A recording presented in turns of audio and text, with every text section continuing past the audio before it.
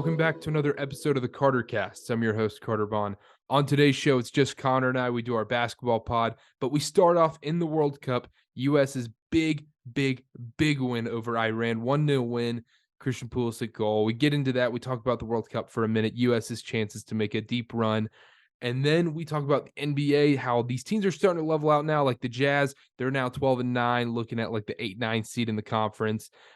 Things are starting to normalize right now in the NBA. We talk about the Celtics, 17-4, number one in the NBA right now. Pacers surprising run, Tyrese Halliburton on fire right now. And then we also talk about some other NBA storylines. We get into college basketball. We do a lot on college basketball today.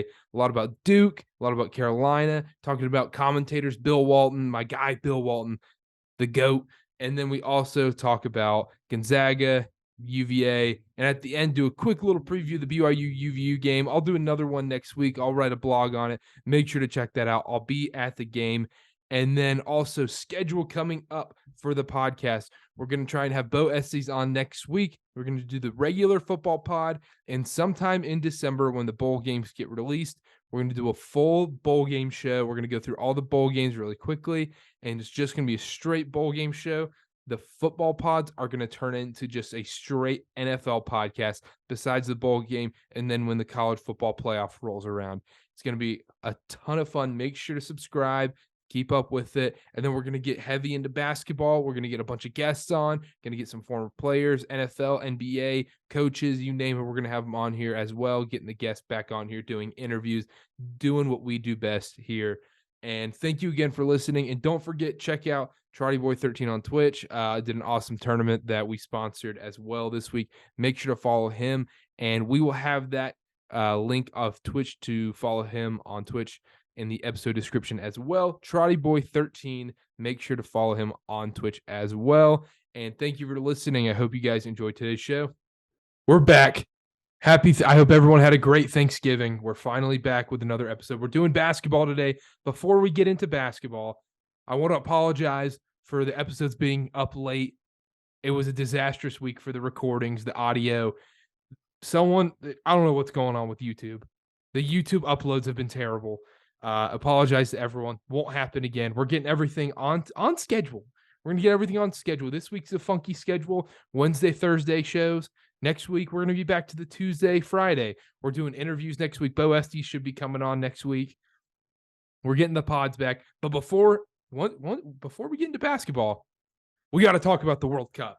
USA wins 1-0 today against Iran. Must-win game. All we had to do was win the match, and we're into the round of 16. We have a tough matchup against the Netherlands. And you're like, what are you guys talking about? This is a basketball podcast. Why are you talking about the World Cup? We talked about the World Cup, but that audio file I don't know what happened. So that's getting fixed right now too. I'm hoping to get that file back. I want to post my takes from that pod. We had some great takes. Luke Gray and I, great pod at Luke Gray 1997. Go follow him on Twitter. Great follow. Anyhow, the U.S. getting this win. I wrote a blog about it today on cartercast.com. This is such a big win for so many reasons. One, and most importantly, it's the youngest side in the World Cup, and them winning in a must-win, grinded out game. Pressure's on you. You're the favorite. It's time for you to win. For a young team like this, they pulled it off. It was not pretty. 25 minutes of just clench your butt cheeks and let's go. It was terrible, but they pulled it out. Huge confidence booster. And that's why I think anything can happen in this Netherlands match in the round of 16. It was pretty stressful for a soccer fan who watches soccer every 4 years. You know, I was really into it. I think we need to start calling, the people who call themselves Christians, but only go to church for Christmas and Easter. Yeah. We need a term for soccer fans like that, because it'll be like CEOs, Christmas and Easter only for Christians. We need a soccer thing for people who are like, yeah, I watch the World Cup every 4 years. That's literally what I do. I'll turn on the World Cup, which every now and then, if you give me Darwin Nunez 2+ shots on goal, I'll flip it on at 11 a.m. Sure, I'll do that. No, the game today, though, the last 25 minutes, it felt like that we were going to concede. 100% thought it was going to be tied. And you said it. You called it. You were like, Iran will score on us. Can't win 1-0. I legitimately believe that, too. And I feel like the way the last 20 minutes went, that's what it felt like. Craig Berhalter he just keeps getting away with it because his decision making is so bad. It's so bad. Like, how do you Gio Reyna, that whole saga? I don't know what's actually going on. Everyone's putting out weird rumors. Who knows what's true, what's false, what's true and what's false. But Haji Wright over Jesus Ferreira. Yep. Haji Wright was awful. Shaq Moore coming in over Yedlin or Scally. Awful decision making. And the thing is, at least on the post-game show, Clint Dempsey and them were calling it like they saw it. They were like, what does Ferrara have to do to get in the game and all this stuff? It was some weird decisions. I'm not a big, you're way more into it than I am. I'm not read up on players and whatnot. Shaq Moore looked horrible when he came in. Looked like he was just, his butthole was puckered for sure. You want to talk about fans' buttholes being puckered? He was about to throw up. Haji Wright was weird up front. I didn't really enjoy that. Christian Pulisic, though, came through for the country, for my wallet, destroyed the sports books of America today. I mean, screw the sports books. Yeah, good. You can't ask for anything more. Actually, while we're on soccer, is that why US money line on Saturday is what, plus 175? It got moved. It got moved. It's now USA money line is plus 350. Netherlands is minus 110. That's what I thought it was going to be. Okay, that sounds right. Yeah. And I love the Netherlands. Yeah, that's some pretty good value. I don't think, because this is a dumb question. This is the round of 16, right? So they'll go to PKs and stuff to move on. They'll go to PKs and everything. If it's tied and it goes to extra times or PKs, the US will poop themselves. No, this midfield will just get too tired. Weston McKennie's not 100% fit. Nope. Musa, shout out to Yunus Musa. He's been the best player on this. Him and Tyler Adams have been unbelievable on this US team. Robinson's been pretty good too. He covers that sideline pretty well. He has, but his touch of a donkey. Yeah, his touch is terrible. But anyhow, Tyler Adams and Musa is about to get a big money deal from someone. These European clubs are going to be putting in big offers for him right now. It was his 20th birthday today. He's only 20 years old. He's one of those guys like a Gakpo for the Netherlands and then Musa for the United States. They're about to get some big fat World Cup money transfer moves.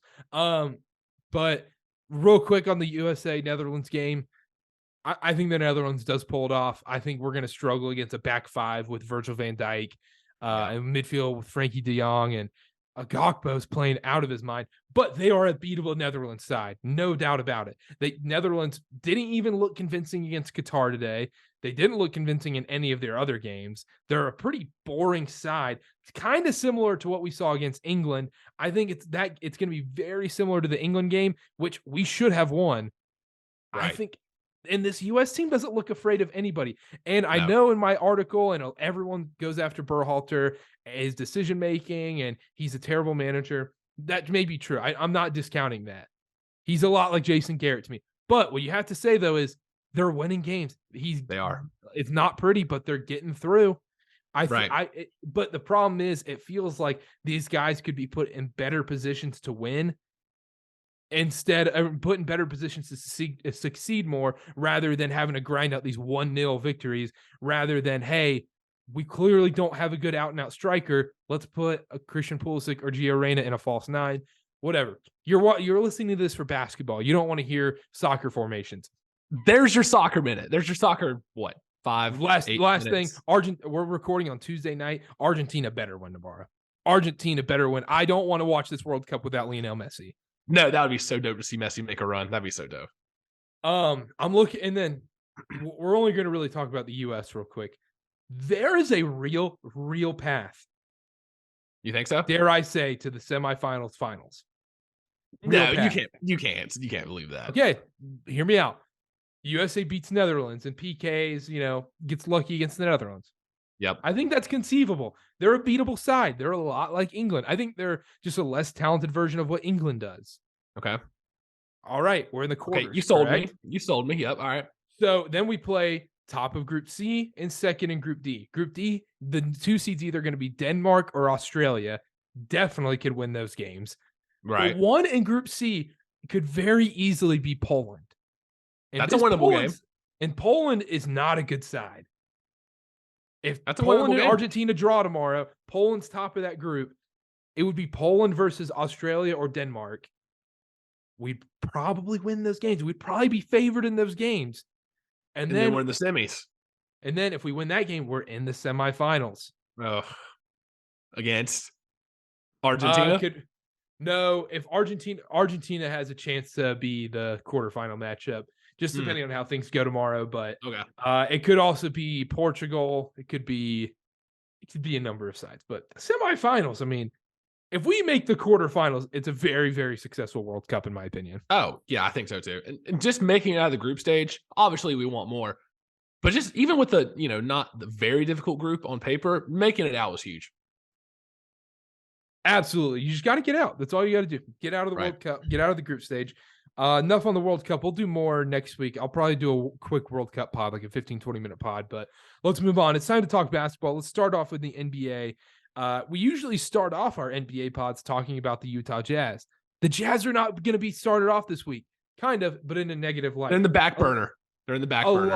A lot of what we're seeing in the NBA right now, besides like one or two outliers like the Pacers and the Trailblazers, it's all kind of leveling out now. Like we were kind of deceived. We started buying into the Jazz that this team's probably legit. It's all kind of coming together. You see the Jazz each day, like every 2 days, you see them drop on the standings. Right. I feel like the 20 to 25 game mark is really the telltale sign. Because if you start judging teams 10 games into the season, there's going to be some fluky stuff. Teams can get hot, injuries, whatever it may be. 20, 25 games is about that mark where it's like, okay, this team I can really be for real about. On the Jazz, they started off 10-3 in their first 13 games. They're now 2-8 in their last 10. So clearly some of the shine is wearing off there. I don't even think, Carter, you can correct me if I'm wrong. I don't even know if they'll be in the play-in tournament. I think they could sneak in as a 9-10 seed, like maybe, but I could easily see them falling to that 11-12 range. If the Lakers like really end up being disastrous, I could see them sneaking. I don't know. I don't see them sneaking in because you're looking at it right now. Obviously, you've got your teams that are solidified up there, like the Suns, the Nuggets, the Pelicans, Grizzlies, Clippers, and I think the Warriors are all kind of solidified as a top six. Maybe interchange a couple here and there. Timberwolves, Mavs aren't going to fall out of a play-in spot. I don't think the Kings are. I think the Kings are. We've been high on the Kings before. I think a lot of NBA people were. I think the Kings are legit. The Trailblazers, that's where you see someone falling out. I think the Kings and the Blazers will finish above the Utah Jazz, and so that's 10 teams right there. I even think the Lakers figure it out and get above them. So that's why I can see the Jazz at even the 12th spot after their blistering start. That wouldn't shock me at all. And I do think the Lakers figure it out a little bit. Anthony Davis is playing pretty well. That was a monumental collapse last night against the Pacers, but I can see them jumping the Jazz for sure. I'm out here sweating a Bellarmine plus 25.5 against Kentucky. It was 38-58, 20-point game. Bellarmine with the ball with a minute left. Bellarmine with a huge three to make it a 17-point game. Oh, my gosh. They were tied with 12 minutes left. I can't believe you have to sweat that. Tied with 12 minutes left. I know. They had the lead. With 13 minutes left. Let's go. That should be the cover right there. Let's go. Very nice. You're back. It. Oh, no. This is going to be terrible podcasting, but I'm leaving it in here. Oh, my gosh. No, Kentucky. Where else do you get the live sweat on a small D1 basketball team? Don't do this to me, Kentucky. Chill out. Bellarmine, my sweet, sweet Bellarmine. Come on. Just get a stop. Okay, we're fine. There we go. Nice. Live win. Live dub right there. We're back. We're in a crazy cold stretch. Yeah. That week of Thanksgiving was tough. That was rough. I don't know. The NFL bailed me out, and the World Cup today really, really bailed me out. NFL's been bailing us out, but we have been on fire in the NFL. We don't have to go into it. We have been on fire. We'll do that tomorrow night when we record the NFL pod. But back to these teams leveling out. Like the Clippers, they're not bad. Like they're hanging in there. The Mavs, they're a little disappointing. They're 9-10. I think they'll make their way back up. How about the Clippers? How about Zubac's putting up 31-29? I know. That is insane. That was one of the stats because like you're watching like ESPN or something, and then all of a sudden you see the score bug. You're like, Zubac is 23 and 21 in the third. Yeah, like that was insane. That was a typo. Yeah, it kind of reminds me of like people were saying like Kevin Love on the Timberwolves. Yeah, but he was an all-star. This kind of reminds me more of like a Timofey Mozgov on the Cavs putting up like 25 and 20 or something like that. Like that's like kind of the same vibe I'm getting. Yeah, I think that's fair. I think that's 100% fair. Oh, But yeah, like the Jazz, like I hate to say it, the Jazz are done. I think they are too, because eventually the cream just rises to the top. Teams figure it out. 20 games in, they mesh with each other. All the offseason additions kind of gelling together, or not in the case of the Timberwolves. We can get into that later. But it's kind of where you see the team start evening out. And we did call this. It came a little later than expected. They're still a fun team to watch. I bought in, though. I changed my take. I bought in. I fully thought the Jazz were, well, this is it. This is just who they are. They're going to be a 500 team. I was at a blinking yellow light. I was at the caution light. I was slowing down. I was turning my head a little bit, but I wasn't fully bought in yet. But they went from 12-6 to 12-11 very fast. Yeah, it's almost like you don't watch the NBA for a week. Like during Thanksgiving week, I wasn't huge in the NBA. I turn around, they're what are they? 9th in the standings already. They were first last week. It was impossible to be big into the NBA during Thanksgiving week. I mean, just most absurd Thanksgiving sports week ever. I think I just had a headache on Saturday. I couldn't keep up with it all. I could not keep up with it all. I literally went to the bathroom and just stood there, and I was like during the day of the Carolina football game, and then the basketball lost, and I was just like, I just need a minute. I just need to cool off because I was heated. We can get into this later too. I was heated, and I just had to cool off for a second. I ate a big plate leftovers that day. I was sweating. One team I did want to talk about, are the Miami Heat going to be a play-in team? I think so. Jimmy Butler can't stay on the court right now. Kyle Lowry is once again declining. Bam's playing pretty well. Tyler Hero, I don't think was deserving of that huge contract. I mean, they're literally running out there like 8-9 guys a night just because of injuries right now. You have Orlando Robinson, Haywood Highsmith, like Drew Smith playing rotational minutes. Those are borderline G League guys. So like if they can't get healthy, they don't really have any depth. They got Dwayne Dedmon as a backup big. They're in a very, very – they're almost in a worse spot than a lot of teams in the NBA. Yes, they have they have a decent amount of their picks. They didn't go crazy giving up their picks yet, but they're going to have to rebuild eventually. And I think a lot quicker than they realize. I think so too, because Jimmy Butler can only take you so far, and that finals run might have been their ceiling. Honest to God, that bubble finals run, I think, was their ceiling. But one team I did really want to talk about, they're the number one team in the NBA right now. They're balling. They haven't skipped a beat since the last January, really. The Celtics are 17-4, top of the East, top of the NBA. They're on fire. They can't be stopped right now. They're playing such good basketball, great defense.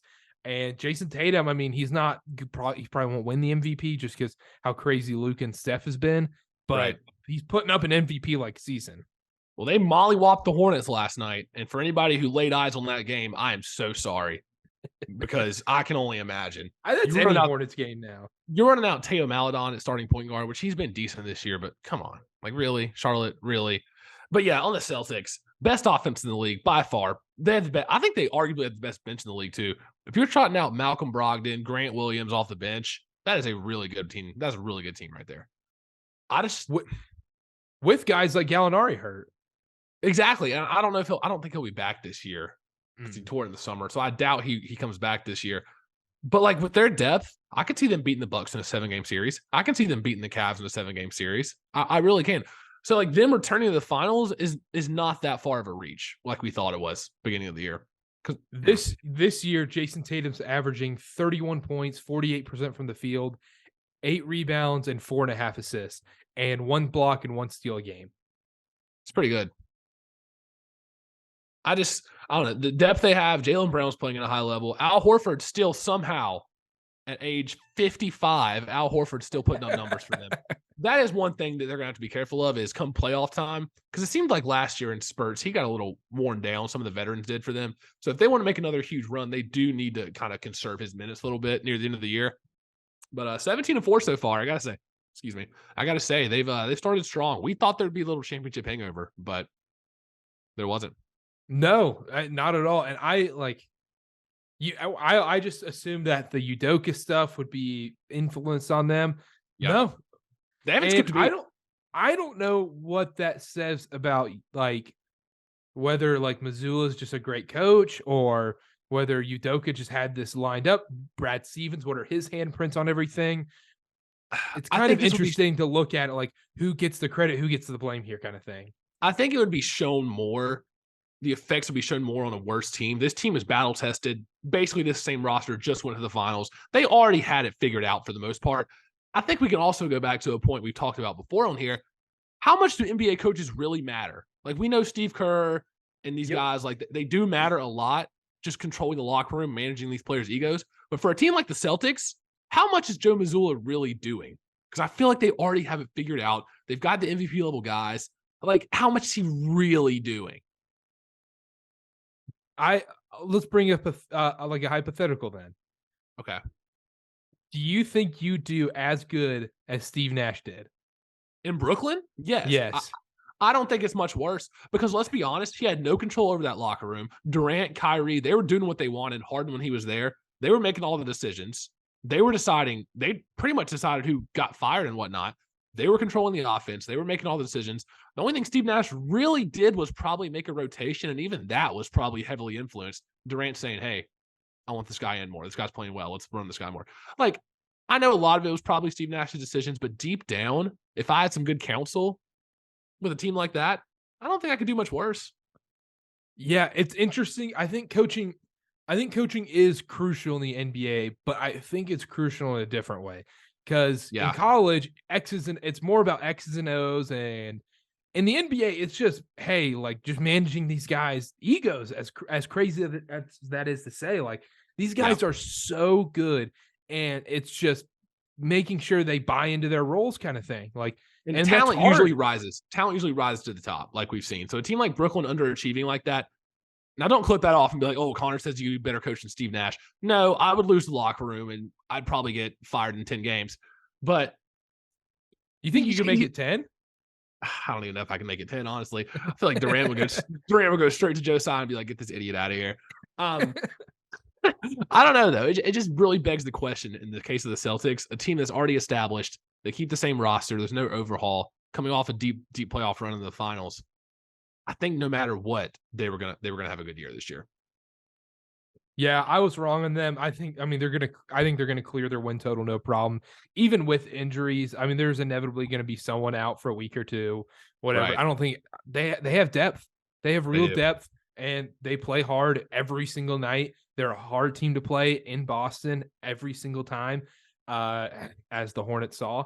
So, I mean, they're good. There's not much more you can say. There's a reason that the sports books had them as odds-on favorite to win the title. But another team that's shocking everyone, they're the one outlier that hasn't leveled out really, is the Indiana Pacers. Tyrese Halliburton, clear-cut all-star.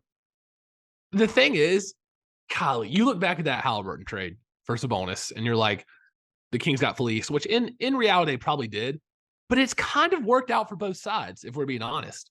Like the Kings, obviously having Tyrese Halliburton was a luxury, and I'm not saying they didn't need him, but what they needed more was a big man, a starting dominant big man who can crash the boards. Rashawn Holmes wasn't getting it done. They're running out guys like Chizimi Metu and I don't even know how you say his name, Queta, number 88, whatever. They're running out guys like that. From Utah State. Yeah, Alex Lynn was their starting center for a while last year. So it's just they needed that dominant big man, so that worked out for them. But on the Pacers, Halliburton has been insane. Consistently putting up 22 and 11 a night. His assist prop is just money most nights.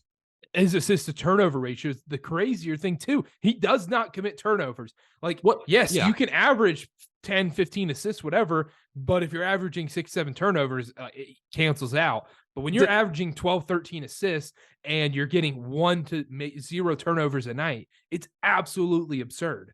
I saw a stat on Twitter. Correct me if I'm wrong. Over the last 3 or 4 games, he has 40. His last 3 or 4 games, 40 assists, no turnovers. Yeah, it's never been done. That's ridiculous. Never been done. I mean, for the amount of time he has the ball in his hands, each possession he has the ball in his hands for the majority of the possession, setting up the offense, bringing it up the court, to not turn it over a span of 3 games in the NBA, playing 35 minutes a night, that's very impressive. Is he a top 15 untradeable asset in the NBA right now? I think he has to be. The way he's played this year, I mean, if you're looking at younger guys. Is he above LaMelo? No. I can't put him that high. Not yet. LaMelo, I legitimately think, is a generational talent. Halliburton can't carry a team. Halliburton can't go out there and put up 35. I don't know what's more valuable, but that's a tough one. Because LaMelo is hurt right now. Like, who knows what would happen if he was 100% healthy right now? It's hard to judge. I will say this, though. I don't think the Hornets' record is much better than they are. Right now, the Hornets are currently 6-15. I think they're about 8-13, 7-14 with LaMelo. I don't think it's that much better. And we knew that coming in. The roster is just not good enough. But Halliburton comes in, and the Pacers are 12-8. He's kind of a winning player. The way he plays does translate more to winning than the way LaMelo plays. I will say that. That's what I'm saying, because it's frustrating as a Hornets fan. It's awesome watching LaMelo for 3 quarters. That fourth quarter, that 27 one-legged fadeaway 3-point shot isn't as cute as it was in the third quarter. No, that's 100% true. Halliburton does play winning basketball more. Number 19, Alec Nugent on NC State keeps calling me, and I'm going to have to block that number here in a second. So let's get that on the record. Yeah, I don't know. The Pacers being 12-8 is honestly shocking. I had them pegged as bottom 3 in the East, without a doubt. Bottom 3 in the East, without a doubt. Oh, I know. 12-8. They're gonna slam their win total. I think so too. They'll slam it pretty early. 24.5. I still think I think it evens out though. I think they're a play-in team, and I think they're not. I think they're 10 or 9 or 10. I'll say 9 or 10. Then who's getting knocked out? Who are the bottom 5 in the East? I think bottom it's clear 5 in that the East. The Hornets, Magic, and Pistons have made their bed. Yeah, so 2 more. Knicks? I think the Knicks stay down there. I do. I think they stay down there. And then Wizards? I think it's between the Bulls and the Wizards. And I think I trust the Bulls more. The Bulls have more firepower. Wizards are playing good this year. Porzingis is actually playing pretty well. Kuzma's playing pretty well, but I don't trust them. I think the Wizards will be bottom 5. So that would put the Pacers in the play-in tournament. Moving on. You wanted to talk about the Timberwolves. I did. We were spot on. I was as soon as the trade got made, I texted you. I was like, that's not going to work. Sure enough, Karl-Anthony Towns is not a power forward in this league. I mean, it sounded good on paper, but if you really think about it on the defensive end, it doesn't make sense. Towns can shoot threes. He can space the floor. Doesn't make sense. He got hurt. He's out for multiple weeks. Just announced today. I think 4 to 6 weeks is the timeline. I think the Timberwolves, this is a hot take, they're probably going to go on a little run right now. Just having that floor spacing, playing Jaden McDaniels at the 4, Anthony Edwards at the 3 even, but putting another shooter at the 2, D'Angelo Russell at the 1, Gobert at the 5. I think it's a pretty good lineup. And obviously, I'm not saying they're overall better without their best player, Karl-Anthony Towns. But I think they'd go on a little run. No. Whoa. Hear what you said there. Their best player? I think Towns is their best player. Anthony Edwards is their best player. He's inconsistent. Towns is pretty consistent. Anthony Edwards is the Timberwolves' best player. No, because there's Karl-Anthony Towns is not the Timberwolves' best player. He gets cooked on a consistent basis. You go out there and put up 25 and 10 per night, and you're an all-star. That classifies as the best player. Anthony Edwards could easily. There's so many nights he goes out there and he's just non-existent. If he goes 4 for 14, 2 for 12, it's like he's not even there. Who do you want in a playoff series? Towns. No. Maybe I'll feel different. Edwards. I can't say Anthony Edwards. Yes, yet. you can. Did you Not watch the yet. playoffs last year? Not yet. Did you watch the playoffs last year? I still want Towns. Or is Rudy Gobert their best player? No, he's not. Nah, he's been non-existent this year. If you're not taking, he literally has not taken a shot in a few games this year, playing 30-plus minutes a game. You can't be the best player if that's true. Sorry. In a playoff series, I'm taking Anthony Edwards over Karl-Anthony Towns. And it's mainly based on one thing. Karl-Anthony Towns breaks down in the playoffs. They are going to get in his head. Anthony Edwards walks in there, and it can be a bad thing. LaMelo has this too, where he's so confident.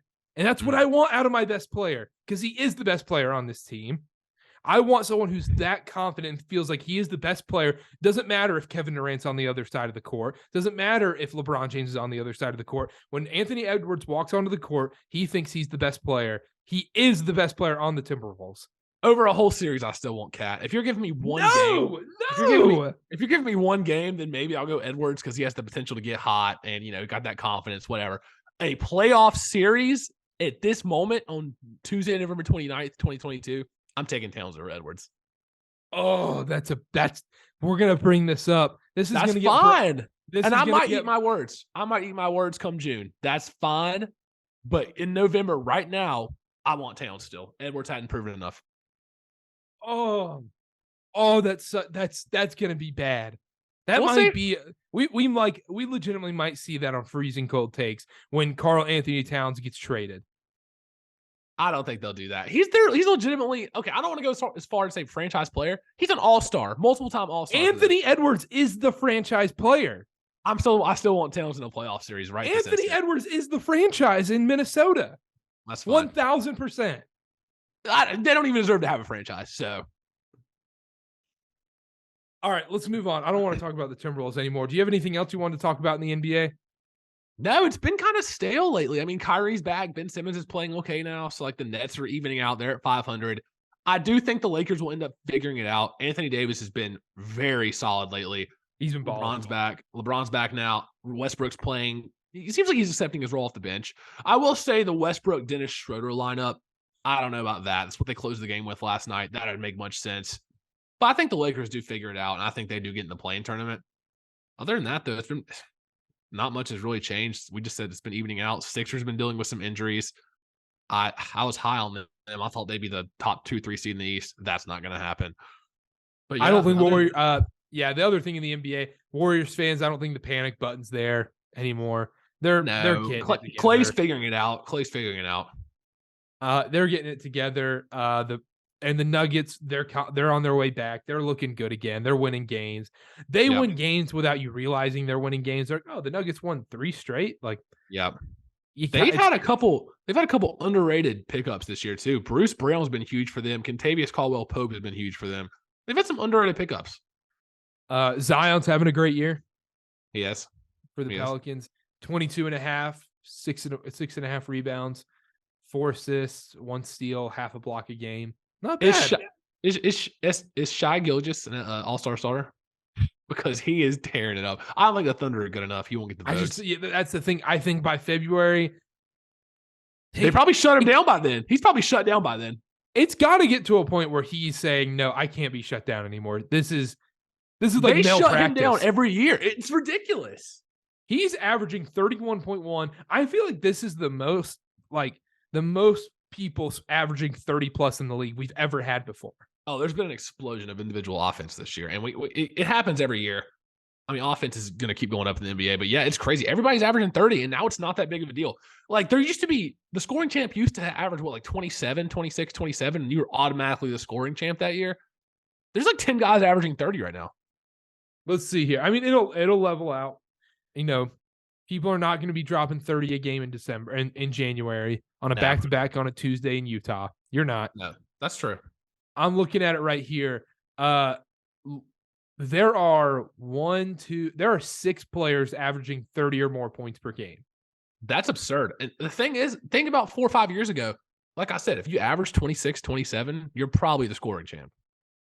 Okay. Let's put a little dual stat here. Karl Anthony Towns is averaging 20.8 points per game. What ranking on the scorers list do you think he is? 20.8? Yeah. 34th. 30th. Let's go. Look at me. I know my stuff, Carter. Don't try me like that. I know my stuff. 30th. That's ridiculous. It used to be literally average 20 points a game. You're like a bona fide top 15 player in the league, no question. Looking at it right now, Donovan Mitchell's averaging 28.9 points a game. That's scoring champ numbers. And yes, we're only 22, 21 games into the season, but he's 7th on the scoring list at 28.9. Yeah. I'm trying to look to see if there's any surprises. You got De'Aaron Fox averaging 24.5 points a game. Nefri Simons 23.2. Tyrese Maxey 23. Some of these names are very surprising. Chris Stapps at 21. Lauri Markkanen 22.5. Porzingis. Jeremy Grant at 22 almost. Some of these names are insane. Bojan Bogdanovic is averaging over 20 points a game. So is Devin Vassell. So is Keldon Johnson. This is the offense is just it's hard to judge based on points a game now. Absolutely. But yeah, not too much going on in the NBA. We'll do a Hornets minute next week. I want to see some more games. Also, we'll talk about the weird like medical stuff that's going on. We'll get into that next week. We don't need to do a Hornets minute. It's not going to be an every episode thing anymore.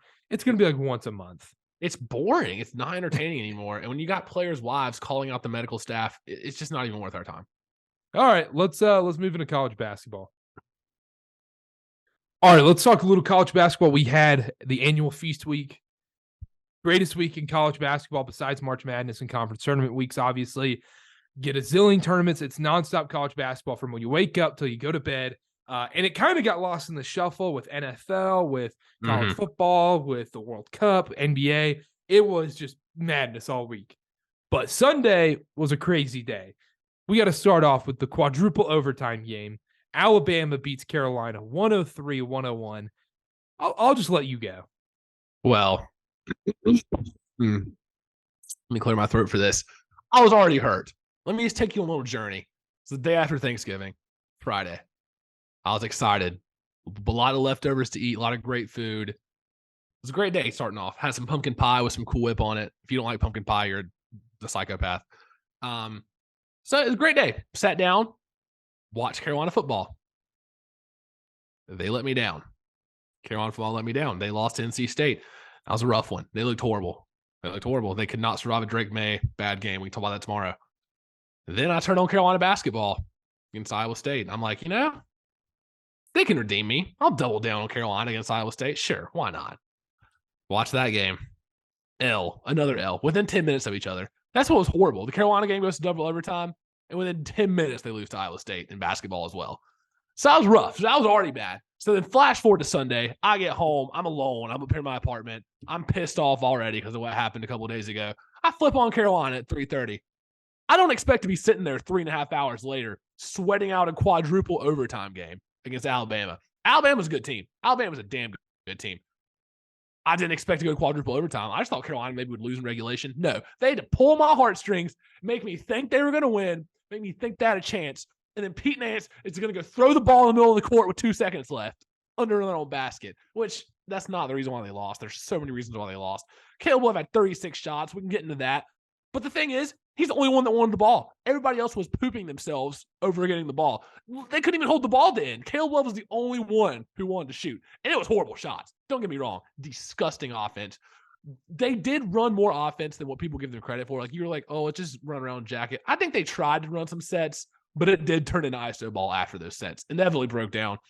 But yeah, Caleb Love, 36 shots. Carolina falls by 2 in quadruple overtime, and they're going to lose 4 or 5 in a row. So I'm just bracing myself. It's a rough Thanksgiving weekend for UNC Chapel Hill here. Like, Duke lost. Duke got slaughtered against Purdue. Don't care. Didn't even watch. Who cares? Like, Purdue's actually a great team, and Duke's coming together. Duke's got some injuries. I'm not even worried about Duke. There's a long season. This is worrisome for Carolina basketball, man. This is like, if you're a Carolina fan, you walked in here with such crazy high expectations. I don't think yours was as high as most Carolina fans. Yeah, it wasn't. I think having some Duke fans in your ear helped you realize, like, hey, okay, we can't get this crazy. We're going to be a little bit like UCLA after their miraculous run. But the big problem with this Carolina team is last year's tournament, you guys just continually made tough shots. I mean, unreal shots. Contested 3 after contested 3 after contested 3, hitting these free throw line floaters every game. RJ Davis hit 2 to 3 free throw line floaters. Yep. Though eventually you're not going to hit those tough shots. It's going to come back down to earth. And that's what we're seeing this year. You're not going to hit those tough shots in a boring game on a consolation in Veterans Memorial Coliseum in Portland, Oregon on a Sunday afternoon. There's like 400 people there. If that. Yeah. And then you're not going to care about that. Also, it's tough to make those tough shots all the time. And and you mentioned like Carolina tried to run stuff. Did they? I mean, they tried to run some stale. When they got that, when Alabama put that full court pressure on, though, the offense broke down pretty quickly. And it turned into a lot of jacket 3 and ISO ball here and random ball screen here and there. The thing with Carolina is there's been a little voice in my head preseason before the year even started that was like, did Carolina just get hot at the right time? Are they really that good consistently, or did they just get hot at the right time and start hitting shots? Because I think it's a little bit of both. And now this year, I mean, we talked about it from the beginning. Now they have expectations. They're getting every team's best shot. I just don't know if they can handle that, because last year they were the underdogs and they had nothing to lose. They were playing with literally no pressure whatsoever. They weren't even supposed to be in the tournament. And I think that played very much to their advantage. So this year, coming in at preseason number 1, squeaking by the first few supposed to be cupcake games, they're getting everybody's best shot. And I don't think they were ready for that. Even though everybody knew they're going to be preseason number 1, I still don't think they were ready for it. It's a different world. It's the epitome of NC State sports when it comes down to it. I know we're talking about Carolina, but it's NC State. The second, NC State's always comfortable being in the underdog spot. The second, it's like, all right, NC State, you're going to be in the college football playoff. You need to win 10 games. It crumbles. And yes, they had injuries. It's a different story. But like at the end of the day, they crumbled and they still stunk. Carolina, the real like worrying thing about Carolina is the second they had to play a real school, a Power 5 school, no matter how good or bad they are, they were bad. They were really bad. Like they squeaked out the Portland game. Portland's good, by the way. Portland's a good team. Portland's not bad, but Gardner-Webb isn't good. No. Winning by 6 against Gardner-Webb is not okay. Oh, no. Wellington was closer. College of Charleston ended as a 16-point game. That was a heck of a lot closer than 16 points. Mm-hmm. Iowa State, yeah, Caleb Grill got hot, but like people like Carolina fans on Twitter, like B-Dot, keep going on and on about, oh, we're just getting unlucky against someone's having their career night against us. That's what it means to be the number 1 team in college basketball. Duke deals with it no matter what every single year too. And just because you're a big brand name in college basketball, you're going to get people's best shots. That's what it is. You have to deal with that. That's the pressure that comes with it. And that's why Carolina is not the best team in college basketball. Not even remotely close, honestly. I think they're fringe top 20 team in the country right now. I think they're ranked. I can't disagree with that. And also the other thing is it really doesn't matter right now. No, it doesn't. It's very early. And so that's why I'm not insanely worried. I think some of these problems will work themselves out. But there's a little bit of a panic button where it's like, okay, you should have figured it out by now. Like these next couple of weeks are going to tell a lot. The game against Indiana tomorrow night, coming off 2 days rest after playing quadruple overtime game on the West Coast, that's going to be rough. I mean, some of those guys, let me just read you some of these minutes. Leaky Black, 54 minutes. Caleb Love, 58. RJ Davis, 50. Leaky Black sprained his ankle. Puff Johnson played 48 minutes. That's more than he's played all season combined. These guys are going to be gassed. It was a physical game. Alabama has 3 guys over 6'9" in their starting lineup. Like, they're a good team. I think Indiana might come out and put some points up tomorrow. Yeah. I mean, if you're listening to this, you're probably listening Wednesday morning, Wednesday afternoon. Yep. So Carolina game that night. Indiana's a 6.5-point favorite at home. I like Indiana. I like Indiana a lot. If you're going to take anything, I like their team total in that one. Carolina's defense is going to be very shaky in that one. There's no legs. They're going to have no legs. I don't even, honestly, I'll have to take a look at what the total is. I think you told me earlier. I don't hate the under because Carolina relies a lot on those bailout jumpers. Armando Bacot, I still think he didn't play the best. I think something's a little wrong with his ankle. I think they're keeping it a little quiet. I'm not really sure. He just looks a little off. He's not moving as well as he did last year during the tournament run. He hurt in the national championship. It's been 7 months, but still he doesn't look as smooth. I think they're going to struggle to score points because they rely a lot on those outside shots and those floaters. And with no legs coming off no rest, those aren't going to fall. The other thing I wanted to talk about too with Carolina is everyone's like, oh, we need Brady Manick back. Brady Manick this, Brady Manick that. Yes, Brady Manick was huge when he played. Pete Nance is not playing that much worse than Brady Manick was in the regular season. Pete Nance is playing, I think, above expectations, in my opinion. And it's not even that. It's just you guys are taking tough shots. You guys are, it's a lot of stale. When Caleb Love is dribbling the ball for 20 seconds, that's not going to be a high percentage shot, no matter what. No. And the thing with Pete Nance is, Pete Nance didn't come to Carolina to be the second leading scorer like he has been this year so far. He didn't come to Carolina to drop 25 a game. And he's had to do that a few games this year already. Some of the other guys got to figure it out. Pete Nance is a damn good defender. He's playing better than what people thought. But like you said, Brady Manick didn't really get consistent starting minutes until Dawson Garcia transferred. And that was in January, February? He really didn't come on until then. So You can say Carolina misses Brady Manick, sure, whatever. I think they'll figure it out. Even Bill Walton, though, we can get on this topic now. He talked about Carolina at the end. He was like, well, I want to see RJ Davis and Caleb Love with the ball, but I don't want them dribbling for 25 seconds of the shot clock. Probably the only confident thing he said the whole time. Wrong. I don't know why. This is why Carolina fans like to smell their own farts, because Bill Walton is a national treasure. Bill Walton is amazing. I want Bill Walton commentating the third place game in a consolation game in a Thanksgiving college basketball tournament when there's 400 fans there. He's the one keeping me engaged. Do I want Bill Walton on the Duke Carolina game? No, I don't. But I also don't want Jay Billis. I want someone who's going to be exciting. I want Dickie V, but that's a different story. Bill Walton is amazing, and every Carolina fan can't get over themselves because they have too much. I don't know what it is about Carolina fans, but they can't just like laugh at themselves almost. I'm about to go chow down on some wine and cheese after this. So that probably exactly. And you can't appreciate the great things in life like Bill Walton. I don't know who I like. I don't know who I dislike listening to more, Hubie Brown or Bill Walton, because it's pretty close. It's pretty close. I like Hubie Brown. What is wrong with you? Do you enjoy just like watching cat nails on like a chalkboard? Because I can't stand either of them. And if you like Bill Walton commentating a game that you're seriously watching, here's what I will give him. If I was watching a game that I didn't really have any stake in, like if it wasn't a Carolina game and not a tournament game, so like in your shoes right now, for example, I guess I would be okay with it. It'd keep me engaged. But calling a game of your favorite team is horrible. And if you think otherwise, I just don't know what to tell you. I don't want to hear Larry Bird hand sizes, Kareem Abdul-Jabbar's college stories, and David Thompson dunk stories with 30 seconds left in the tie ball game. I'm sorry. I don't like that. Not when I'm heavily invested into the game. I muted it. There was stretches I muted the game. Two things. One, you deserve it because you're in a third place game. So I don't want to hear it. You guys go play in the championship game. You don't get that. I mean, that's fair. And the other thing in general, him calling a game for your favorite team is a November college basketball game. It's awesome. It's a top 20 matchup.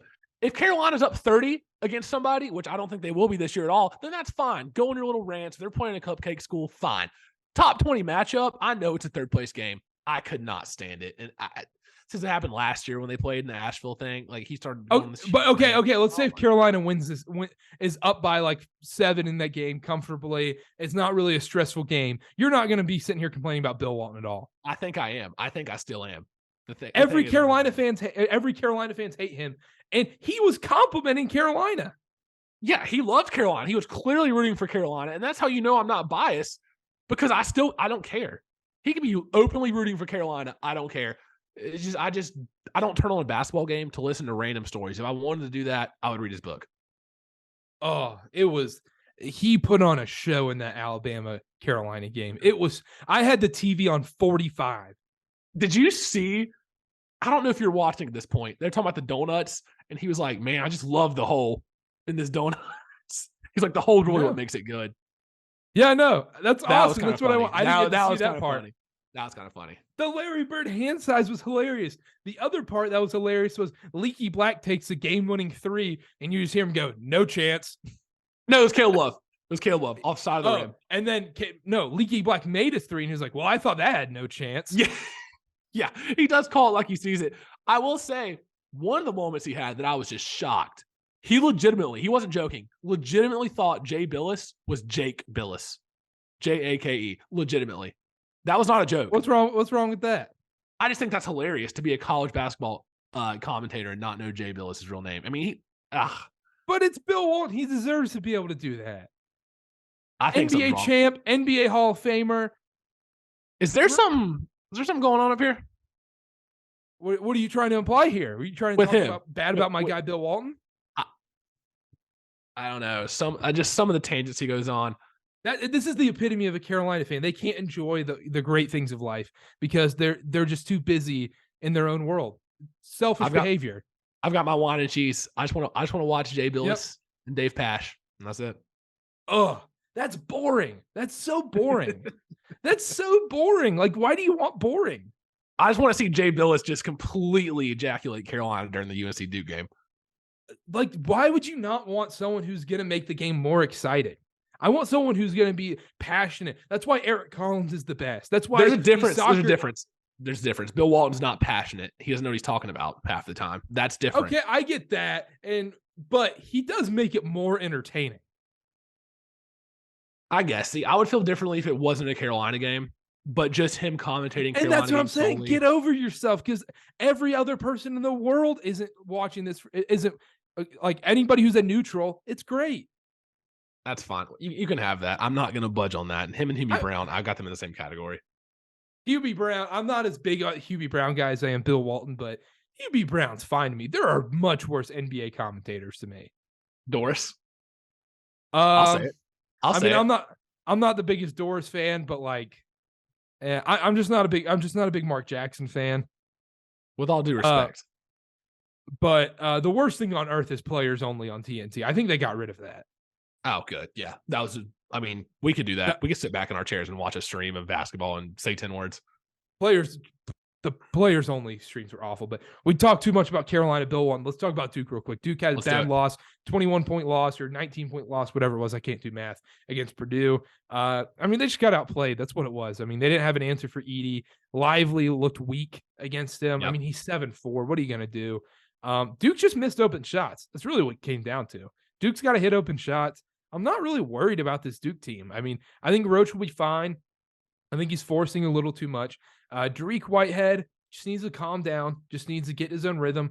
I think once we get these cupcake schools, after Indiana, after Iowa, we need to play a couple more cupcakes to get him more relaxed and more, just get him back in rhythm. The game of basketball, coming back from injury. Ryan Young on Duke, just it's gross. It sucks having him come in. Like, it's a funny joke for me, but eventually those jokes get old. I guess you could say that about Bill Walton watching a game, but it doesn't get old. It's amazing because it's different every time. It's the same thing with Ryan Young every single time. But yeah, I'm not worried about this Duke team. I think it's fairly similar. It's a different build than what Carolina was last year. I think they're going to have the same kind of trajectory that Carolina had last year. Carolina struggled in November last year and December. Right. Had to figure out their identity, had to figure out their new system that they're running. They got blown out by Purdue. And got to figure out their system with a new head coach. It's going to be different, and it's going to take time. That's what it is. Jeremy Roach is the only player that played real minutes that's playing this year. I was going to ask you, I saw in the Purdue game, and I know he's come back from injury. When does Dariq Whitehead get into that starting lineup? Because I see he only played 16 minutes, or he's just not ready. 16 minutes. He was 2 for 7. Does he get in that lineup? Does he make a bigger contribution this year? And when is that? I would say by like real conference play. Like, we have this weird conference game Saturday. And Christmas time, I think he's probably in the lineup. I think he's going to come in against Iowa and Madison Square Garden, and that's when he has his big game. It feels every Duke freshman, whenever we play in the Garden, one of them has their like breakout game that really gets them going for the season. I think that's when it happens. Lively's been kind of disappointing, but these guys have come back from injury. Whitehead's had one real practice. It wasn't even that much of a real practice. Lively hasn't had much real practice. It's tough. You're coming into a brand new system. College basketball is tough when you're at these Montverdes and IMGs, you're not playing against tough talent. And the way the high school game works, if you're more athletic, you're just going to dominate. You don't actually have to think about what you're doing. Right. And one more thing I want to ask you is, how do you feel about the depth of this Duke team? Because on the Carolina team, I thought there's going to be depth. And clearly, at least right now, as we sit here at the end of November, there's not. It's almost the same story as last year. They have like 6.5 rotational players that I trust. How do you feel about Duke's depth? I like Duke's depth a lot, actually. I'm not too concerned about it. Especially, the bigs are deep. You got Lively, Filipowski, who's been fantastic. He's been great. Yeah. Ryan Young, he's a good backup center in college basketball. Right. Can't complain. Carolina didn't even have a backup center, so yeah, you luxury. Exactly. And I secretly think Carolina's not their best lineup, but when you want to like really, if you're down big in a game and you need to come back, I think Baycott's got to go to the bench and you got to play Pete Nance at the 5, spread the floor, small ball, and run and gun. That's how Carolina should If you're play. pressing and trying to get back in a game, I don't hate that at all. I think that's Carolina's most dangerous lineup. Crazy as that is to say, but if you want to be consistent and steady, I think Baycott's the answer there. Anyhow, back to Duke. I like their depth. I mean, Jalen Yep. Blakes has been good, solid defender, but like the older you get, the more you realize, like, wow, like November, December college basketball games are so irrelevant in They the are. grand scheme of things. Because Purdue's not gonna make I mean, we say this every year, and with Jaden Ivey, we thought they were gonna I had them as my pick to win the title with Mhm. Jaden Ivey and them. I just don't know if I see it again this year. Like, it seems like the same thing with Purdue. Like, they're regular season Warriors, and then they go not Warriors and Golden State Warriors, just like a figure speech. Regular season, champs, whatever, that's fine. But, like, are they really gonna make that deep of a run in March? I mean, I guess you Maybe got to they prove will. it. I mean, I just don't know if Zach Edey, like, I know Travion Williams is gone, so, like, Zach Edey's going to be playing 30, 35 minutes a game. Is that really, can he really carry them through? I don't know. I just don't know. And they have other good players. Braden Smith, their point guard, he's fantastic. Number 3, he is a baller, man. He's legit. But yeah, I mean, back to Duke real quick. I'm not too concerned. As long as they finish top 4 in the ACC, they're fine. I think that's a fine season. Get some big wins. You got to win a Carolina game and you got to win a Virginia game. That's what it comes down to. They're going to get upset by NC State, no doubt about it. You're going to lose it's kind of the same formula. It's just what happens in March. We'll see if it comes together. And the other team I wanted to bring up was Gonzaga. Gonzaga stinks. Like we talked about it a little before we started. Gonzaga does have a tough schedule. They played Michigan State, Texas, Kentucky, Purdue, but they are terrible. They haven't been like remotely close in these games. And yes, they beat Kentucky, but Kentucky's a bad team anyways. They were tied 32-32 with Bellarmine with 12 minutes left. They've had their fair share of bad losses. It's amazing what happens when Mark Few doesn't schedule the St. Mary's School of the Blind and Deaf as their non-conference games. Seriously, Gonzaga's known for beating up on bad teams. They've had a tough schedule. I will give it to them. They scheduled themselves tough. They've already played a game against 20th ranked Michigan State, 2nd ranked Texas, 19 Kentucky, 5 Purdue, and they have number 6 Baylor coming up in their next one. That's a tough non-conference schedule, which we could see help them in March. Because usually it's the other way around. Usually it's, Gonzaga hasn't played that many close games. There hasn't been that many good teams they've played. And, sometimes we think it hurts them. Maybe this will help them, even though they've dropped a few of them. Or they could just be worse, which is also probably the case. I just think they're worse. I think so too. I mean, I think so too. Last year, there was so much hype around Chet Holmgren, and Drew Timmy's back for another year. Feels like his 7th year in college basketball, but there's just not a lot of hype around them this year. Timmy's been okay. These guys been okay. that like we've talked about these guys who were like, it was such big deals that they were, borderline, maybe first round picks if they're lucky. Definitely late second round picks like Armando Bacot, Drew Timme, Oscar Tshiebwe, I never pronounce it right, Hunter Dickinson kind of thing. None of these guys have improved. They've all kind of either stayed the same or regressed a little bit, to be honest. And the issue with Gonzaga, their guard play stinks. Their guard play is not good. Like Strother, yeah, he can shoot the ball sometimes. He's inconsistent. You need a strong point guard. And that's why the years they've been really good. Jalen Suggs, Andrew Nembhard recently, like those are the years they've been really good with strong guard play. And that's why I won't count Carolina out. That's why I won't count Duke out. They have strong point guards. They have really, really good point guards that have proven they can do it in March. That's why you can never count out a team with good coaching, good point guards. But if you don't have the point guard, you're not going to do it in March. You're just not. Does it make you smile a little bit that Gonzaga struggling early? A lot. It does. I'm not a Mark Few fan at all. I'm really not. And I know people say, oh, you're a Duke fan, Coach K lover. I'm not even a big Coach K guy either. But Gonzaga kind of, I respect that they're going for it. They're playing these tough games. I wish Duke and Carolina would play even more tough games. Get rid of these cupcakes. Go after it. Go play the Texas. Go play the Kentuckys. Go play the Purdue's all nonstop. And they do it in these MTEs, but they kind of avoid it here and there. Both for Carolina and Duke too. Well, Carolina, these cupcake games, I mean, they're kind of tough. So let's not get too ahead of ourselves. Let's not get too ahead of ourselves this year. Every game is going to be a game this year.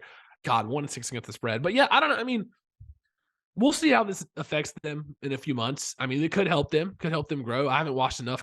Is it Gonzaga or Gonzaga? Depends what you're feeling. It's like data. Okay. Well, I haven't watched enough of them this year to really make it too strong of an opinion. I do know they're gonna struggle. We just mentioned it with this Portland team. Portland's good. Portland's a really well coached team. They are good. Yeah, they're a really well-coached team, but Carolina should not be struggling with Portland University. No, I agree. 100% I agree. 100% I agree. There's besides Gonzaga, maybe St. Mary's, and not BYU this year. There's not a WCC team you should be struggling with. No, but I agree. Gonzaga, though, we were dead on about it, but Virginia's legit. Virginia's good. They're going to be a strong regular season team. They're going to lose 3, maybe 4 games max. They'll drop one like random game on a Tuesday night in the ACC that'll like make you think, oh, maybe we can do the regular season title. You won't. Virginia's winning the regular season title, but I don't feel strong about this Virginia team making a deep run in the tournament because I don't believe in Kihei Clark that much. I don't. You talk about strong guard play. He's an above average point guard in the NCAA. He's an above average point guard. I don't think he's going to be the point guard to win a championship. I don't think he's got that in him. No, and the way Virginia plays, you still have to have dudes. And when they won it, they had Ty Jerome, they had Kyle Guy, they had real dudes on their team. Kihei Clark isn't that. No, I agree. And the thing is, like you said, Virginia's going to run through the ACC. This is one of those years. They're going to have a great year. I just don't see it. I don't see it translating all the way to March. I mean, I think they win a couple games, but I think they're another one of those teams. It's like, okay, they're a dominant regular season team, but you still don't feel that confident in them going into the tournament. Kentucky, they're overrated once again. We need to have some conversations about Calipari. Fraud? I don't know if fraud's the right word, but the last few years, dude, they have not been the Kentucky that we're used to. And so maybe the tides are shifting for more permanent. Maybe they're just not that good anymore. We've done a lot on college basketball this episode. We'll wrap it up here in a second. I did want to mention one real quick thing about the ACC. The bottom half of the ACC is bad. It's embarrassing. The ACC is embarrassing. Louisville, trash. Syracuse, trash. The bottom is so bad. Florida State, horrendous. Horrendous. They're losing these games. We mentioned it in the last podcast, and it's continued. They're losing these games to these should-be cupcake schools, and they're just losing by double digits sometimes. It's honestly bad to watch. It's bad for the ACC. Okay, real quick, on the spot, give me your top 4 in the ACC. What's the order? Top 4 when it closes. Off the top of my head, I think Virginia's number 1. I think Duke pulls it together 2. Carolina 3, Miami 4. I am very tempted to put this NC State team in the top 4. I love this NC State team. They're good. I'm sorry, Connor. You have to admit it. This NC State team is not bad. I think they are a real tournament team. Quavion Smith is pretty good. They're a good team. Jarkel Joyner's good. Yeah, I mean, I think they'll be Kevin top 5. Keats is finally putting together. Kevin Keats is finally having a little bit of luck. I'm not a Kevin Keats guy. He should have been already gone. I know you're listening. Everyone's listening to this podcast. Like, is this guy, does he like any coach? Yes, I like a lot of coaches in college basketball. Mark Madsen, number 1 fan. But Kevin Keats, he's had a lot of unlucky injuries. Manny Bates, they didn't have a center last year. They didn't. And then transfers, guys going to the G League instead of coming to state. That can be classified as his fault, but he's putting it together this year. This team's good. This team's pretty freaking solid. They're going to upset Duke and Carolina. I think they could easily get a win against each of those teams. You think they're a tournament team for sure? I think they're a tournament team. I think they're very similar to what we saw Wake last year. They just can't blow it against Boston College on Wednesday, the ACC tournament. Yeah, and that's what I'll be interested to see is against those lower tier conference teams. Can they beat Louisville? Can they put Louisville away? Can they put away a Florida State? Can they put away a Syracuse in games they should win? Because those are going to matter. They can definitely upset a Carolina, a Duke. They could even play Virginia pretty tightly. It's just those bottom tier games. They got to win those in order to secure their spot in the top. And then I want to talk about 2 last things really quick on the spot, rapid fire. Give me a national championship matchup. What if you had to guess, what's the national championship? What do you think it is? Do you already have one in mind? I love this Texas team. Really? This Texas team is 100% legit. They're going to be in the Final Four in March. Houston, I'm a little scared of because when a team hasn't done it or a coach hasn't really done it, that kind of scares me. They're super athletic. They're freaky athletic. They play swarming defense. The shooting is where I get concerned with Houston. I don't think they can shoot the ball well enough because the team's going to get hot against them, and you got to be able to shoot the ball in March, make tough shots like we saw with Carolina and Duke last year. Houston scares me a little bit. Virginia, for the reasons I've mentioned before. Yeah, I don't like Virginia. Marcus Carr's really good at Texas, and Chris Beard's a freaking good coach, man. He's top 3 coach in college basketball right now. I would kind of be shocked if Texas was not a Final Four team. And you might just convinced me. I can see Texas in there. And as much as I had talked about it earlier, I could see Purdue making a run. As much as I was questioning them, I could see it. I could see it this year. It's one of those weird years. They're ranked 5th right now. They're 6-0. I could see them making a run. The homer in me wants to say Carolina. I really don't think I see Carolina winning more than 2 tournament games at this point in time right now. Duke, I just don't know if they have it in to be a Final Four team this year. I mean, they could prove me wrong. Texas looks great. Purdue looks great. Houston, yeah, I'm not too sold. If I had to choose, I guess right now I'm going Texas, Purdue. I can't say no to that, even though I'm not a big Purdue guy. But and then anything else you want to talk about in college basketball? I just have one last thing real quick. No, go ahead. Okay, BYU, Utah Valley next week. I'll be there. Okay, yeah. My first Utah Valley game of the year. I can't wait. So we have a dilemma here because, yes, I'm a BYU fan. I do root for my sweet, sweet Cougs. They are my school. But I'm a company man. I'm a family man. Mark, UVU has been so good to this podcast, so great to us. I will be going to the Utah Valley BYU game at the Marriott Center, pulling for the Utah Valley Wolverines, ensuring Mark Madsen gets a win over BYU. This is huge. This is breaking news. This is breaking news right now. Shout out Mark Madsen. He's got us some of our most viewed clips so far on this show. Yeah, and it's not even because of that. Great guy. I just think UVU's better than BYU. It's crazy that is to say. BYU, very, very rough feast week for them. Great comeback win against Dayton, but so not saying much. So what I'm hearing is you think UVU's better, so now all of a sudden you're going to go pull for them? No. What does that sound like? Yeah, UVU's record, on paper, BYU's better, but my basketball eyes can tell UVU's winning this ball game. UVU's going to be up for the fight more. Sharp. Very, very excited. It's next Wednesday. Follow on Twitter at CarterBA. I'll be tweeting live videos there. I'm going down to Provo. The whole shebang. I'll be down there. I'm so excited for this one. It's going to be a great game. Final score prediction: Utah Valley 76, BYU 71. Book it. You heard it here. Utah Valley 76, BYU 71. It's going to be awesome. It's always a super fun game to go to. Sneaky fun rivalry game. But we've done enough here. We talked a ton of college basketball. We haven't done this much college basketball in a long time. We'll have Bo Estes on next week. We're going to get some new guests coming on very soon, in the works right now. We're going to get interviews back. Football season's kind of coming to a close. It's eventually going to become an NFL show. We'll see you later, college football, and I'm not mad. Sorry, not sorry for anybody who loves college football. I'm mad at it right now. So we'll see you later. I actually did well in college football this weekend. Oregon State, big win for me. Congratulations. Big win. Congratulations. Great comeback. Carolina folded the parlay. Folded my hopes and dreams. They're limping in the ACC championship. I don't know who's worse right now, Carolina or Clemson. I can't even pick. Clemson's winning that game. Winning that game. They've got too much talent. Carolina's dead. We can talk about it tomorrow. You're probably right. Drake May against a real defense. We'll get into it tomorrow. But schedule going forward on the pod. We're going to have a World Cup pod coming up soon during the knockout stages. We'll try and get that out next week. We might be doing a 3-podder next week. Try and get Luke Gray on for that one.